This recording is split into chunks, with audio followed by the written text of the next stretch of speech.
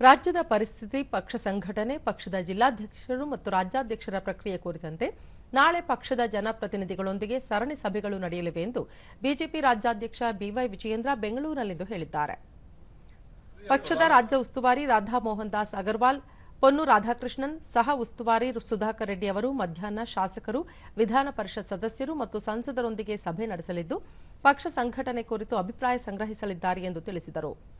ಈ ಸಭೆಯ ಬಳಿಕ ಸಂಘಟನಾ ಪರ್ವ, ಜಿಲ್ಲಾಧ್ಯಕ್ಷರು ಮತ್ತು ರಾಜ್ಯಾಧ್ಯಕ್ಷರ ಪ್ರಕ್ರಿಯೆ ಕುರಿತಂತೆ ರಚಿಸಲಾಗಿರುವ ಚುನಾವಣಾಧಿಕಾರಿಗಳು ಮತ್ತು ಚುನಾವಣಾ ವೀಕ್ಷಕರ ಸಭೆ ನಡೆಯಲಿದೆ.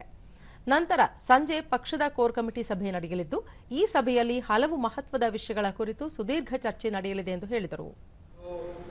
ಅದೇ ರೀತಿ ವಿಧಾನ ಪರಿಷತ್ ಸದಸ್ಯರು ಇವರ ಸಭೆಯನ್ನು ನಾಳೆ ಮಧ್ಯಾಹ್ನ 3 ಗಂಟೆಗೆ ಈಗಾಗಲೇ ನಿಶ್ಚಯ ಆಗಿದೆ.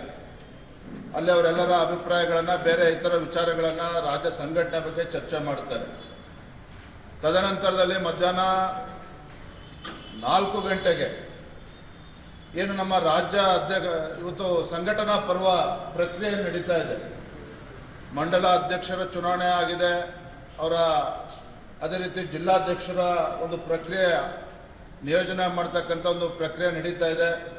ತದನಂತರ ರಾಜ್ಯಾಧ್ಯಕ್ಷರ ಒಂದು ಚುನಾವಣೆ ಬಗ್ಗೆನೂ ಕೂಡ ಚರ್ಚೆ ಮಾಡಬೇಕು ಅಂತೇಳಿ ನಾಳೆ ದಿನ 4 ಗಂಟೆಗೆ ಚುನಾವಣಾ ರಿಟರ್ನಿಂಗ್ ಆಫೀಸರ್ಸು, ಕೋ ರಿಟರ್ನಿಂಗ್ ಆಫೀಸರ್ಸ್, ಅದೇ ರೀತಿ 13 ಜನ ಅಬ್ಸರ್ವರ್ಸನ್ನು ಕೂಡ ನಾವು ಅಪಾಯಿಂಟ್ ಮಾಡಿದ್ದು. ಅವರ ಒಂದು ಸಭೆನೂ ಕೂಡ ನಾಳೆ ಮಧ್ಯಾಹ್ನ 4 ಗಂಟೆಗೆ ಕರೆದಿದ್ದೇವೆ.